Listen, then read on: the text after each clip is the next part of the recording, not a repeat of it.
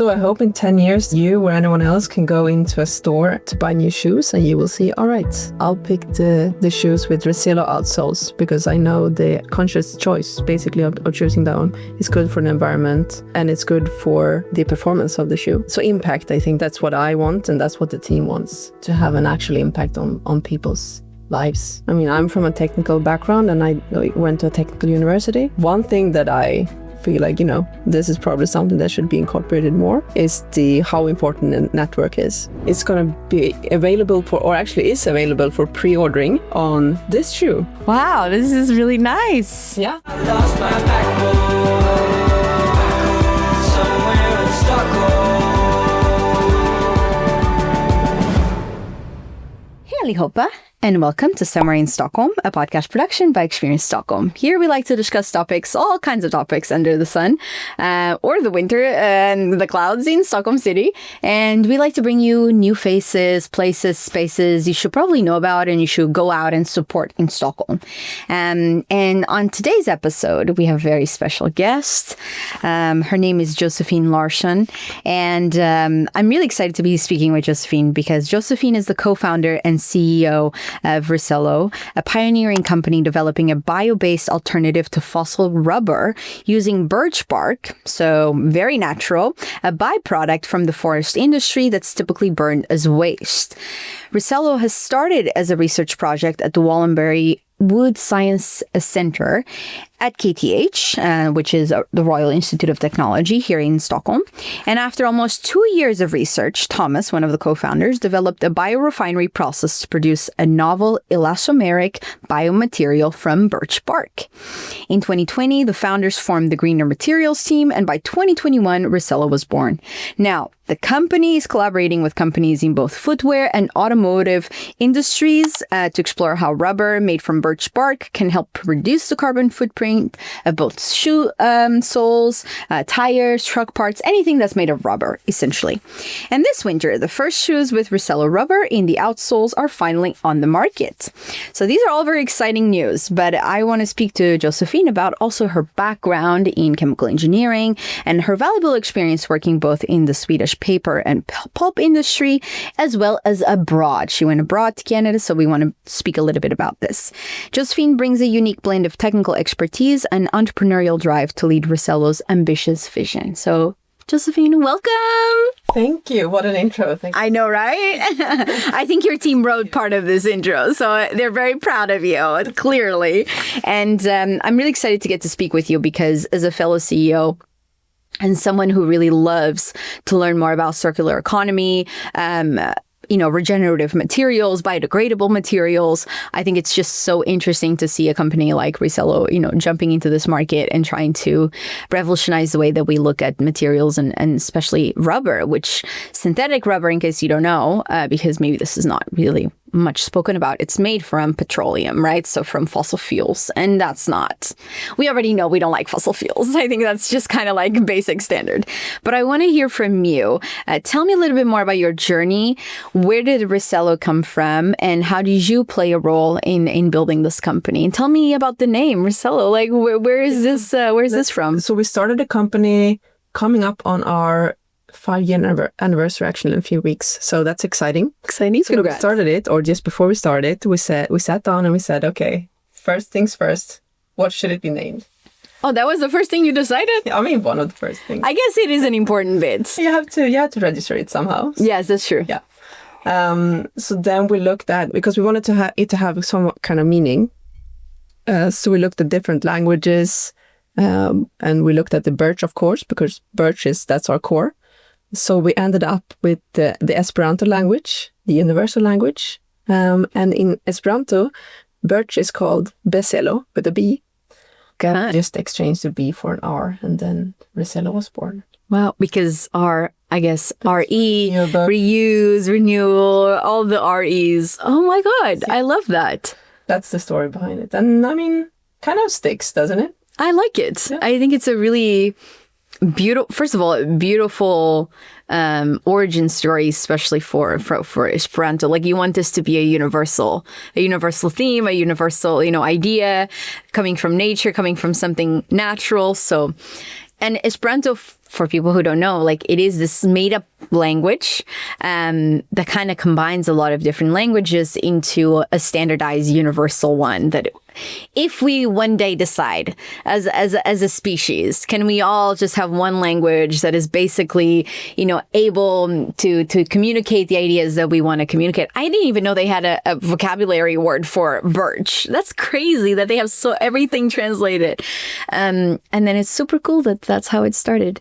So, and then how did you play a role in this founding story of Reselo? Like where did you come in and how has it been like to develop and continue on as a CEO leading the company? Right. So as you mentioned, it was originally Thomas's idea. So he studied at KTH, or he did his postdoc rather. That's how he came about this material. And all of a sudden I thought, oh, this is rubber. And I mean, we'll also emphasize what's really unique with this material. Don't have a piece here. I should have brought something. It's okay. But basically it's that it's very flexible. So if you go to other types of natural materials like cellulose or lignin, it's kind of rigid and stiff and fiber-based. Yeah. So that's really the uniqueness of it. And then, I mean, so the story is basically he went to KTH Innovation, which is an organization within KTH that helps research go to markets, basically. And then I met him and the other co-founder at this thing that Sting had. It's called Startup Climate Action Challenge. So this was during COVID, and they had this as an online platform instead of an in-person thing. So I usually say it's like we met on Tinder for entrepreneurs. I like that. I did not know them beforehand. You didn't? No. Wow. That's quite a leap of faith then. Yeah. From both their side, but also yours. Yeah. So that's how we kind of started working in this team, trying to look at, okay, what kind of business plan should we set up, and then getting the feedback from the coaches there in this sort of deep dive, let's say. And then we thought, we got some good feedback. We have a good idea. There's a lot of work to be done. So let's form the company. And that's how it was founded, basically. So from the start through this challenge, which I guess is more like a hackathon almost. Yeah, let's call it a hackathon. Yeah. And did you always know that you were going to be in charge of the business side or the business development side of the company, or did you have other roles also and hats within the company before settling into CEO? So this is where I really enjoy being, especially within the kind of interface between the technical, because I have a technical background, and the business side of things. So I think it kind of it grew with the team and ideas and all of the connections we had. So yeah, yes and no, I guess. You end up where you're supposed to end up.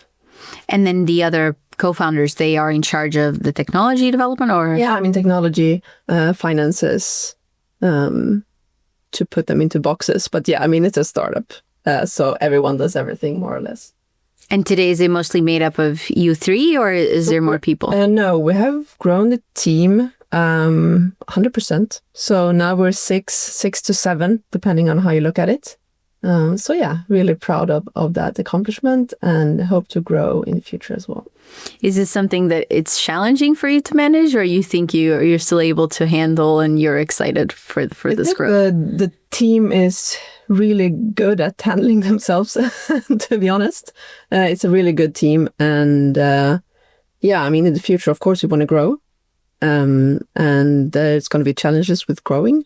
And I think most of it is finding the right people. So now we have a solid core, and it's time to look at how to expand that. Please, do you want to help keep this podcast alive? Then please subscribe today. Thank you very much. Thomas was the one who developed the technology, I guess, with his postdoc at KTH. And I believe you would have had to have a patent, right? Or how have you been able to commercialize this research idea? Like, how was that process like? And maybe if you can speak to some of the challenges of doing that, or the benefits of doing it in Sweden, because I'm curious about that process, because I would have assumed, since birch bark is not really a rare material, right? Like, I guess other people could start companies to try and create this. So is there any part of the process that's patented? Yes, actually the material itself is patented. We have one active patent right now. And I mean, part of our IP strategy is to, of course, protect what we have developed. Yeah. And then part of it is patenting, and part of it is more know-how, because we have spent a lot of hours on this. So On developing like the processing, the material and everything. But the material itself, so essentially creating rubber material from birch bark, that's within our ownership. Wow. Okay. And where do you get, so we spoke a little bit about byproducts of the forestry industry. Where do you get this birch bark from? So the forestry industry, do they just like throw it out? Is this something you need to purchase? Like, walk me through your pipeline, of as much as or as little as you can say. Yeah. 'Cause I think it would be interesting for people to get a sense, how does a company such as yourself develop this entire supply chain and that to end up and arrive at the rubber product? Right. And so Right. what is that like? So usually we get the question like, is there enough birch, basically? If I get back to this. So just want to address that one first, because there's, because people in Sweden especially, they know there's a lot of pine and spruce that goes into pulp and paper making. And then they ask him, what about birch? But actually, there was a change in forest management regulations in the 90s, which actually said that, we have to promote the birch tree and like leafy trees, basically, and not do only pine and spruce, because that has been the case for like 100 years. It's good for paper making. Oh, wow. I didn't know that. Because when I go hiking, I only see birch trees. So I'm surprised Depends on where. Okay. But yes, they did change it in the 90s. Okay. So it's been growing quite rapidly since then. And also that means that they're incorporating it. They need to incorporate it also in kind of the industry. So you could see from the 90s until maybe 20, 30 years ahead, we'll have like a double the population basically of the birch tree. So if anything, your raw materials are increasing. It's increasing, yeah, of course. And it promotes biodiversity. So that's the whole reason why from the beginning. And there's no diseases for it, like the English word, the pine beetle The or beetle. spruce beetle. Yeah. Yes. It's been a problem here. So that is it's not affecting the birch here, at least. So that's part of like the background. People say, okay, but what about birch? Is it really that used? Of course, the pine and spruce, it's more used today in pulp and paper making, but there's also a lot of birch. So basically, birch has like shorter fibers compared to pine and spruce. Interesting. So if you need paper to print on or have like a very nice surface, then you use the top layer of the paper is then birch, because it gives that kind of finishing. The back layers are then pine and spruce. They are long fibers. So it's more like ductile. So there's a lot of it. But basically, our process is going to these companies then to purchase the raw material. So it could be pulp and paper companies. It could be sawn wood products. Timber, lumber. It could be plywood, something like that. So any of those usually don't use the bark at all. So they debark it. So like they kind of peel it almost. Exactly. They peel the tree, trunk. It's a peeling kind of process, or it's more of in the pulp and paper industry, it's less fine. So they just put everything into a big tumble dryer, basically. It goes around and then it falls off. Yeah. I didn't know that. That's interesting. Quite fun to see, actually. It sounds fun. It sounds fun. Like all these huge logs just tumbling around and peeling off the skins. Wow. And then I guess you end up with all these like little fibers. They end up with that, and usually they burn it for energy or they sell it to power plants or whoever wants to burn So it's always burned. Like usually they don't put it back into nature to, I don't know. No. Make the soil richer or something. Not in Europe. In the US, I know it's a bit different. Sometimes it's landfill because the energy mix is different. I'm not sure about Canada though. But I do think we have birch trees. There's a lot of There's definitely birch trees, yes. But I'm not sure if they... Yeah, what they do with it. Yeah. Yeah, because we don't burn a lot. I think that's a very Swedish thing, like the burning of the waste products and waste materials. Because I guess you also have the way to channel that energy into something else, like to actually create energy from that. we don't use a lot of central heating. We don't. Yeah. Yeah. I think it varies. Distances are quite a challenge, I guess.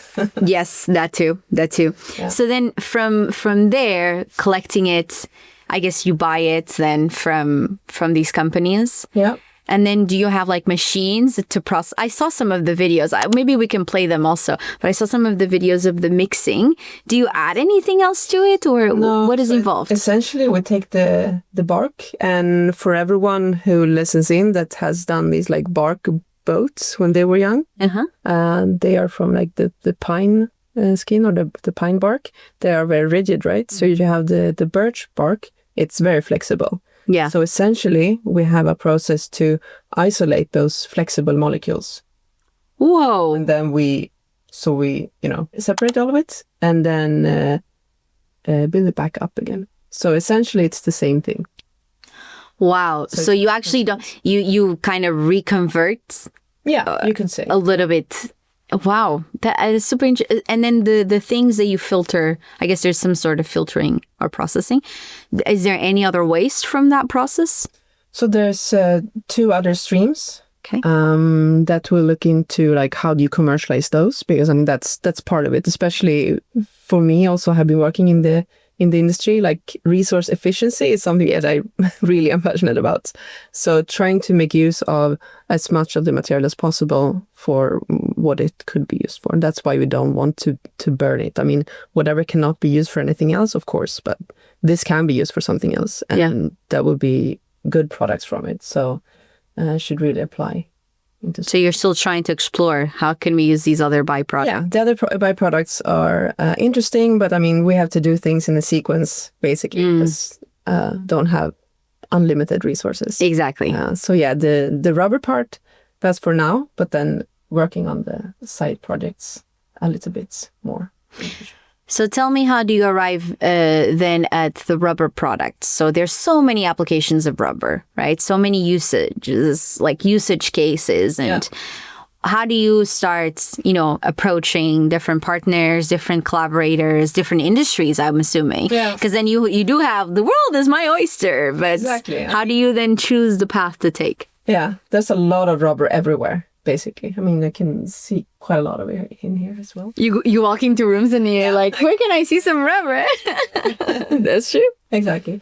But yeah, I mean, the most obvious one for us in the beginning was the outsoles of shoes and car tires, of course. I mean, the car tire industry is the biggest industry for rubber in general. Yeah. They also use a lot of natural rubber. We should also mention there is natural rubber. Yeah, like in Brazil. I remember Fordlandia. I've just read a lot about Ford and the fact that they used to want to just extract a lot of natural rubber from Brazil's Amazon like forest, but it's also not sustainable for the long term, right? No, it's monoculture, so you need to kind of get rid of the natural rainforest, which is a problem. Of course, you can't. So basically, half of the rubber today, that's from natural rubber, and then half is from petroleum-based. Yeah. So if you want to get rid of the petroleum-based, you need other solutions, and that's kind of the main purpose we see for us. So I mean, we want to get rid of as much as possible of that, and then be a complement, because we have other characteristics than the natural rubber. So, that's kind of where we're at.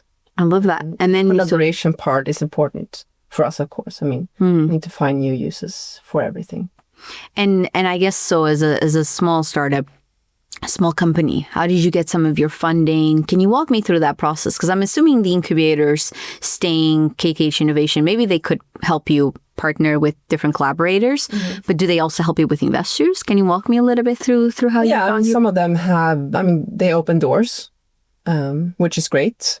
For us, we have been successful and a bit lucky, I would say, getting a lot of grants. Oh, wow. So it's actually most public funding. Diluted, yes. Whoa, that is really impressive. That has been a good run for us, for sure.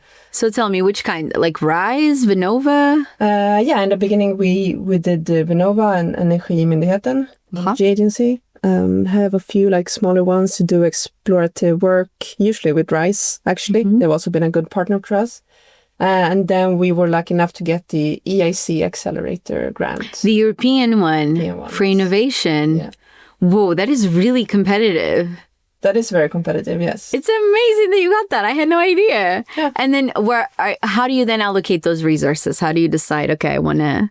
Yeah, I guess that's the tricky part, because you apply because a big project, basically. And we focus a lot on the process and the product development in the work packages. Yep. So that's basically where we have spent a lot of the past 2-3 years. Okay. So the innovation itself is very mature. And now we're also broadening. So, I mean, there was also like more business development to it, which, you know, going back to the question about like, how did you choose to go for footwear and tires and automotive parts, which is basically our 3 biggest segments for now. But that's also part of it. So like doing exploration work within that project. Yeah. Looking at the market. Learning the market. And also, I mean, there's the consumer goods side, which is footwear. And also the tires, which is a different business. Yeah, that's B2B versus B2C. So we're trying to kind of differentiate as well and see, okay, I mean, not putting all the eggs in one basket, so to speak. Okay. So rather than going very niche, you wanted to diversify the uses. What is your main goal? Is it impact? Hoping that this can become an alternative, renewable, or sort of a more circular source of rubber? And if it's impact, then I guess diversification at an early stage makes sense. Important, yeah, very important. And also for a new material, you have to find the best benefit of it. Is it like, interesting? Yeah, because we're continuously improving it. And so what may be good for one thing might not be good for another thing. But there might be other properties that works better for the second thing, you know? So yeah, it's been an interesting past few years, and I think we're definitely in the right direction. So right now we're focusing a lot on like broadening our customer base, really, and scaling that up. So one challenging, I would say, for companies like us, like that actually has a hardware that is not a common hardware. So like it's not drones. You can't buy a drone and put your software in there and then, you know, you have your product. You actually have to implement the process somewhere. So at first we used a lot of the research institutes in Sweden and the Nordics mainly to get material to, you know, sell to our customers. It works for a while, but it becomes very expensive. Since those are research professionals working on your process. So now we have contract manufacturing for the time being, and that works really well for us. We get out a lot of materials to our customers, and we can grow, and they can grow with us when we scale, basically. Do you find it challenging to decide where to focus your energy? Like, I mean on a personal level, because as a CEO, I think you get pulled in so many different directions, and there's different needs of the business, also of the team, depending on the stage of the startup that you're at. But I find it to be one of the most challenging things is like prioritization of not just tasks, but like prioritization of direction. Like, where am I going first? And it's a lot of responsibility, because then you have to be the one to make that decision. And what if it's the wrong decision at the wrong time? And how do you navigate that? Kind of, do you just base it on research? Do you take your time? Like, are you really focused on impact long term, so then you sacrifice like short term return? Like, what is your main goal as a CEO, I guess, and your main strategy as a CEO? Yeah, it's definitely a challenge, especially with so many opportunities. I mean, there's so many things just to run after in all directions for everyone in the team. So I think that is the most difficult. So I mean, what is the strategy is basically to try to keep everyone towards the same goal. Focused, right? Yeah. But then again, of course, I mean, you will never have time to do everything you want to do. Yeah. So I think it has mostly to do with the team, like how we work together, and also for everyone to take responsibility. So I mean, we are really happy with the team that we have and the impact that they have on all the things that we do. But to be a bit not critical, not self-critical, but I mean, there's always ways to improve yourself, right? So I think clarity is something that I find very important. So clarity both for myself and for the team. This is where we're going. And then, of course, there's different way of going to where you want to go.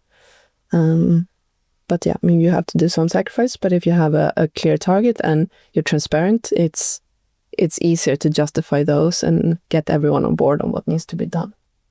Do you have any, since most of your funding ended up coming from public funding, public agencies, do you have any advisors that you consult with? Or is there like a board of advisors for you? Or is it mostly speaking with your co-founders? How do you find some guidance on which direction to take?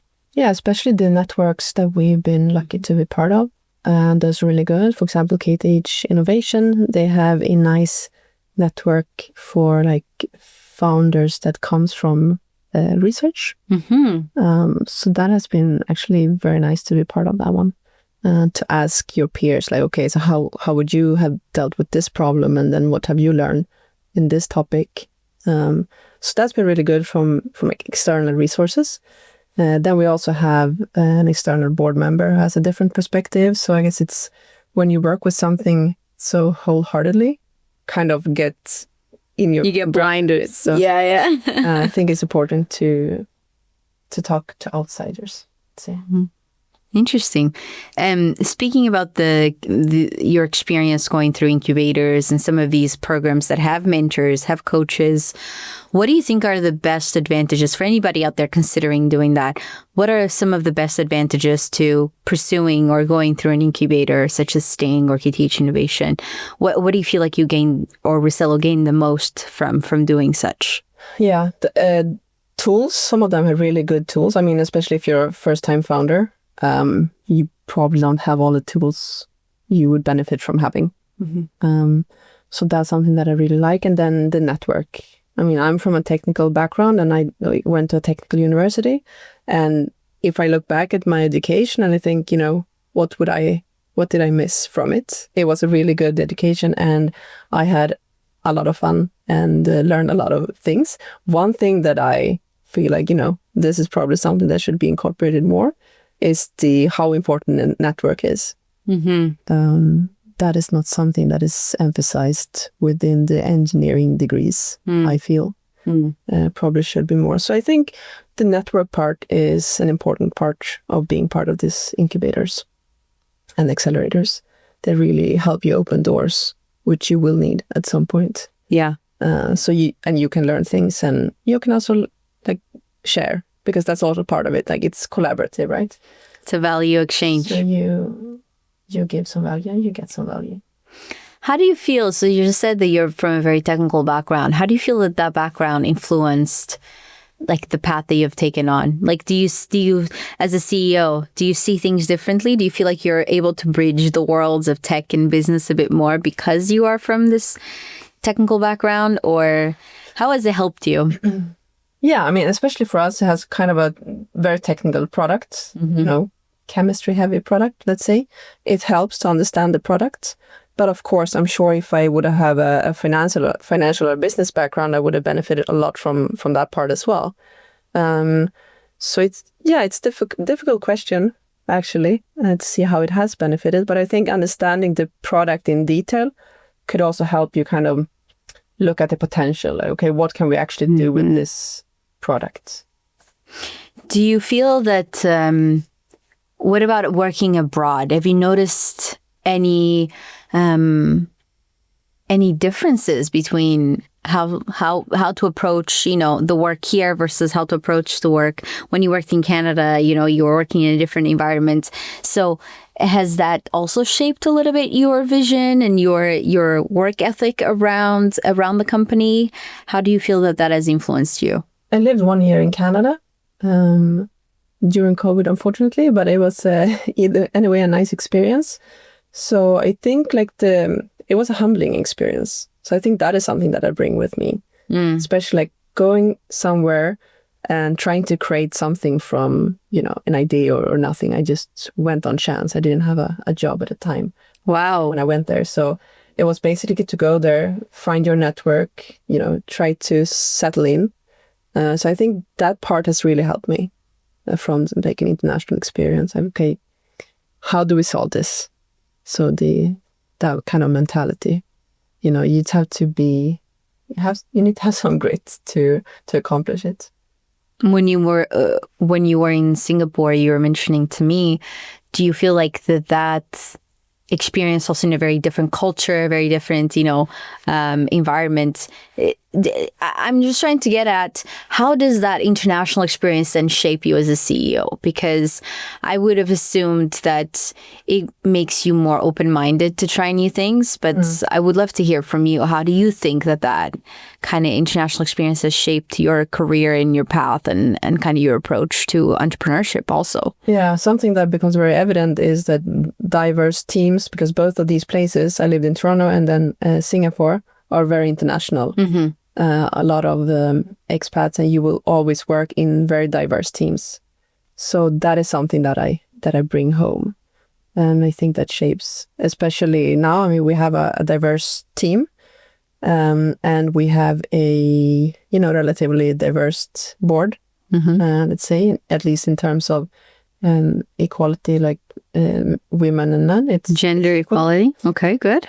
But then, of course, I mean, when it comes to the cap table, we would love to have more women.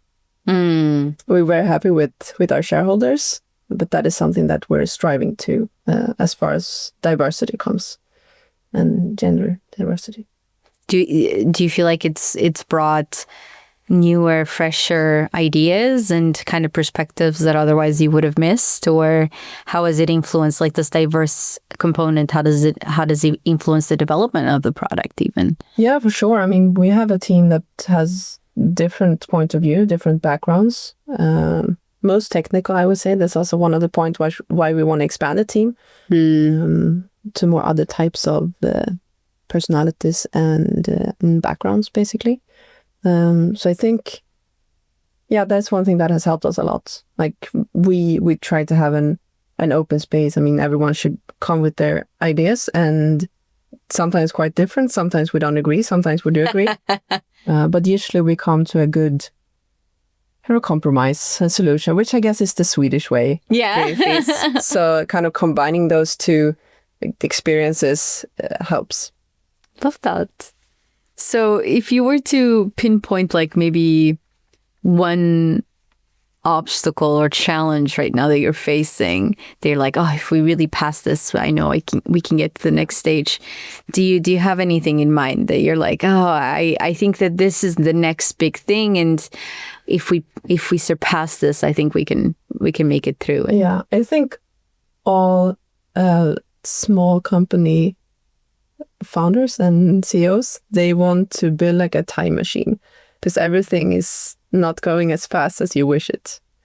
Especially working with large companies, I think that is a challenge which we are yet to have solved. So one thing that we're doing is to develop our packaging of our offer to kind of jump ahead in the processes within these big corporates.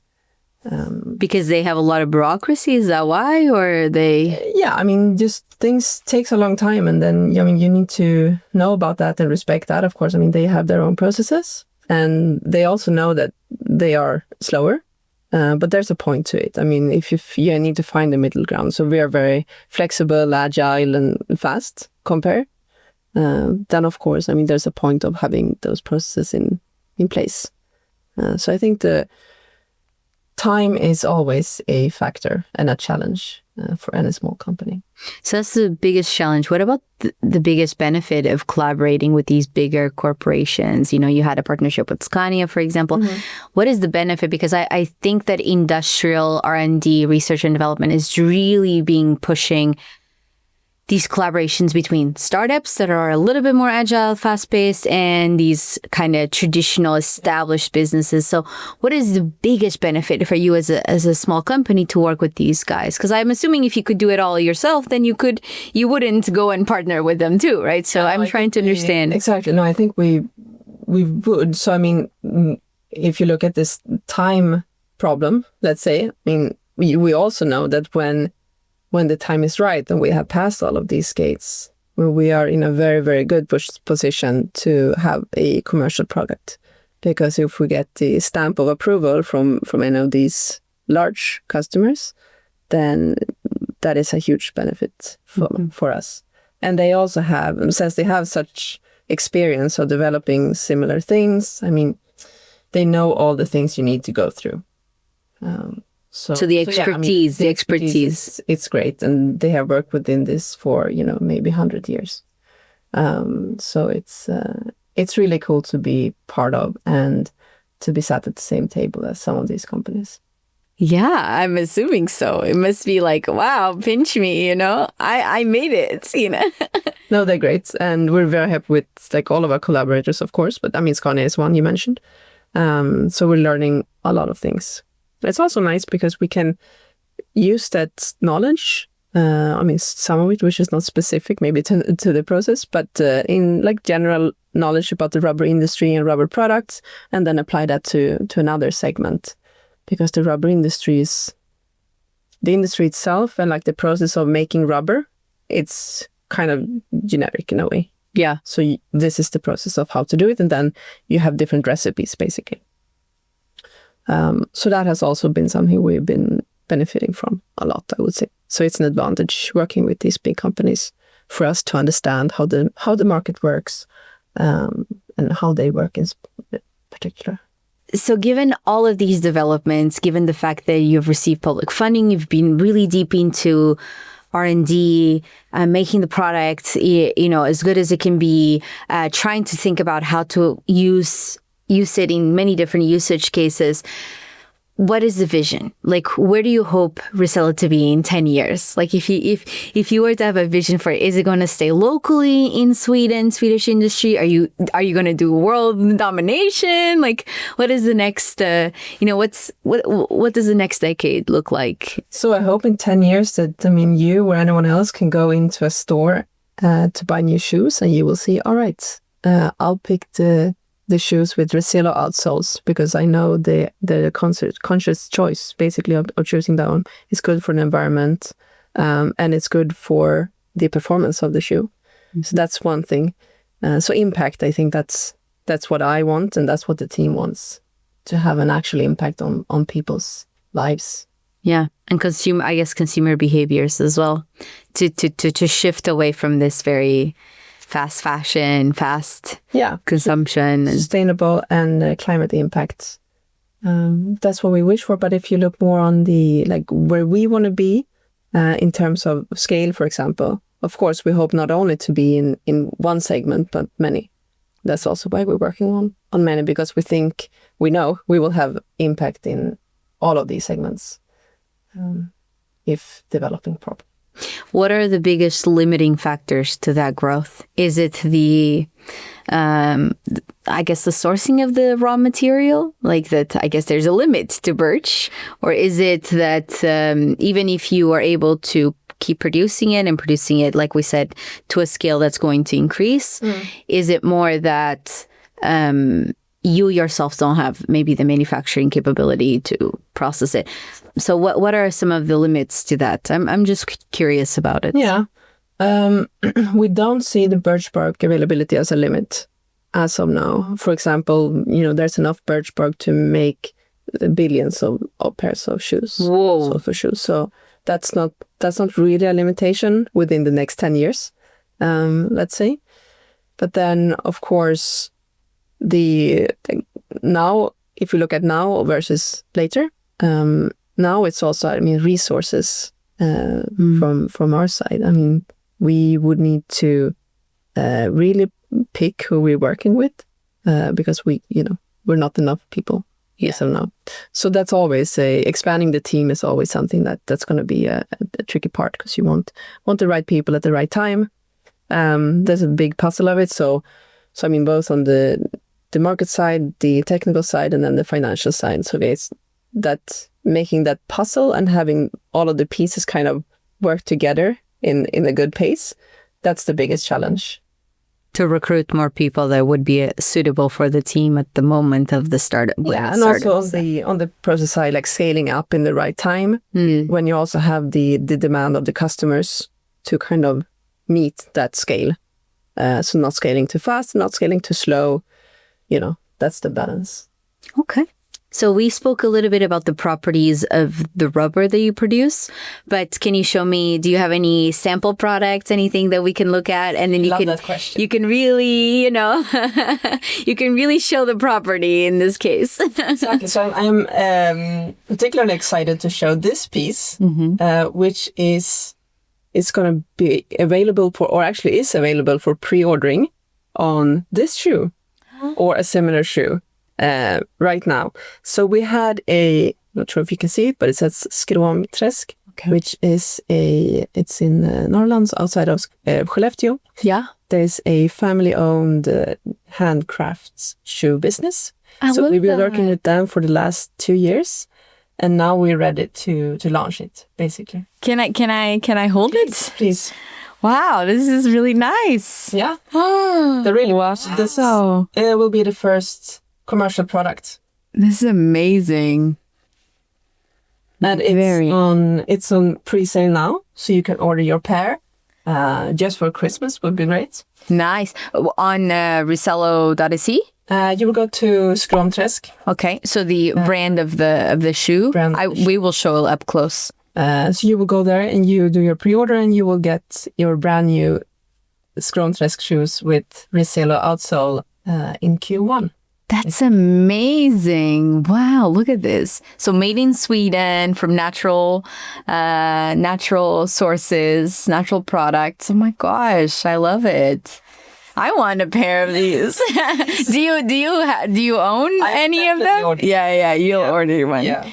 Super nice. Very, very proud of that. And can I see, so then the sole, so is this something that I guess... It's cut out of the rubber. So Are you hoping that people can also just order the rubber and then apply it in their own shoes, like if other shoe companies were to work with you? Or is this something that has to be personalized, custom made to whatever product? No, I mean, our customers, so we're working with a few other ones. I mean, you can already now actually order like either this, so these are in plates, so you can kind of die cut them, or you can order outsoles as is.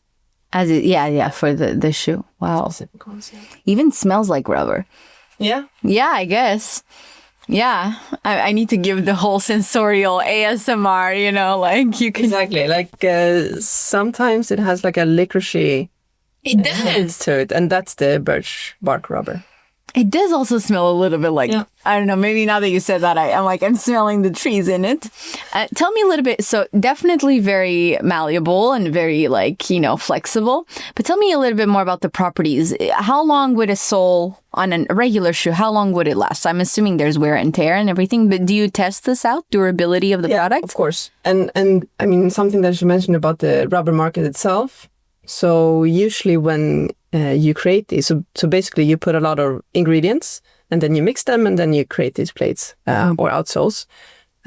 So usually you have basically up to 5 different polymers. Okay. For only the outsole. So we're one part of that basically. So that's the first step, to take one piece of the cake and replace that. And then the next one is to take a bigger piece. Yeah. Can this be recycled, for example? So no is the short answer. Okay. Not the fun answer. Okay. So the fun answer would be that rubber is, because it's so rigid and strong, it has like extra links, like chemical links in it, basically. Yeah. And that's why it's so difficult to recycle. Yeah, because then you would have to break those up into components, the individual components. Exactly, so, to make it recyclable. The thing we look at instead of like biodegradability, which is something that people talk about a lot, I think maybe it doesn't really apply to shoes at all, because biodegradability is a concept that, especially here in the EU, they say, okay, it's made for single-use plastics, basically. So they say it needs to be biodegradable within 6 months. Yeah. I mean, I'm not sure about you, but I don't want my shoes to be biodegradable in 6 months. Yes, so that's true. Instead, like what we look at mostly, it's like, what is the ecotoxicity of the material? what happens when it has degraded? Like, are there a lot of microplastics in the term of how we define that? But mostly on the toxicological point of view. So let's say that This is like non-toxic. non-toxic, if it ends up in the landfill, or then it won't leak chemicals. Exactly. Okay. But when it comes to recyclability, of course, that is something that we see maybe in 10 years. I mean, it's not something that is widely used within this industry. Yeah. They usually they grind it up and then they put it back in, and then you can only use it in a few percent because it doesn't have a function, really. Yeah. It's just to not burn or landfill the material. But then can you remake more rubber from it? No, you just grind it up and Just use it as a filler, basically. as a filler. Yeah. Inside of the Not rest of the rubber. functional filler, so Yeah. it's just there. Just mass of atoms. Usually is. So the whole, I guess, life cycle, this is now what you're really trying, the bigger problem you're trying to tackle in terms of development of the product. It's how can we make each of the components that make up the rubber and whatever rubber byproducts that you end up making from this, how can we make them more circular? So that is the question. That is the question of the matter. This is super interesting. But tell me then about the durability. So the durability tests, like let's say if I were to buy this shoe, do you know how long the sole would last with normal wear and tear? Yeah, as long as your regular ones.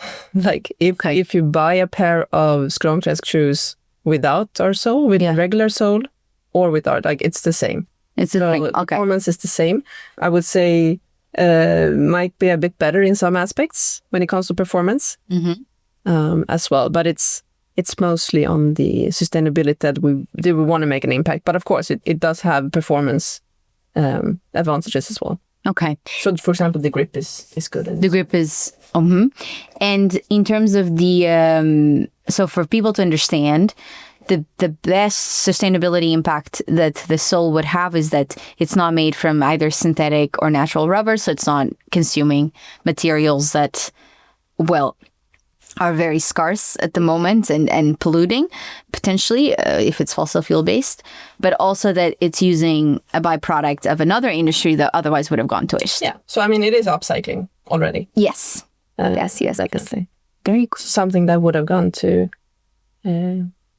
carbon dioxide directly is now carbon captured. Kind of. Carbon capture soles. I love that. You should coin that. Okay, so we're going to do a few close-ups just so people can actually like have a look. Yeah. We'll do that in a minute. But yeah, before that, I will wrap up the conversation. I don't know if you have any other thoughts that you want to share about the company. So if people want to support Reselo and they want to go and check out these shoes, these awesome shoes, what's the best way for them to do so? So the best way is either already now to just get yours pre-sale in. Okay. Or go to our webpage and sign up for a newsletter. Nice. So you get announcements. You get announcements about once every quarter. So we're not flooding anything, but we'll let you know what's cooking and what's up. I love that. Exciting. Okay. And then where to next beyond the shoes?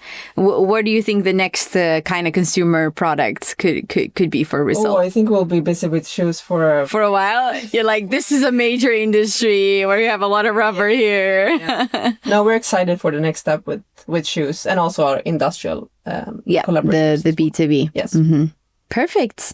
Okay, thank you so much. I think this is really insightful. At least it was interesting to hear more about the rubber industry and some of these products. Whenever you want a part 2, I'm ready. You're like, I'm a nerd about this stuff. I can do all this anytime, all day, every day. I guess that's why you're a good ambassador for your brand, you know. So thank you for being here on Somewhere in Stockholm. This has been Frankie and Josefin Larsson. And next time around, you'll probably hear more stories from other entrepreneurs. But if you want to support the work that they do, make sure that you go and check out the links in the description box below. We're going to link everything up so people know where to go. But yeah, this has been Somewhere in Stockholm. So we'll see you on the next episode. And until then, have a good day. Take care, everybody. Hejdå! Lost my backbone somewhere in Stockholm. The same things that I felt as a kid, they're feeling, but probably times 100, where they're like, I am so far away from these other people and the rights that they have. We're also facing conditions that our parents and grandparents, they fought for, that are, slowly deteriorating because people just stop caring about children and about the future.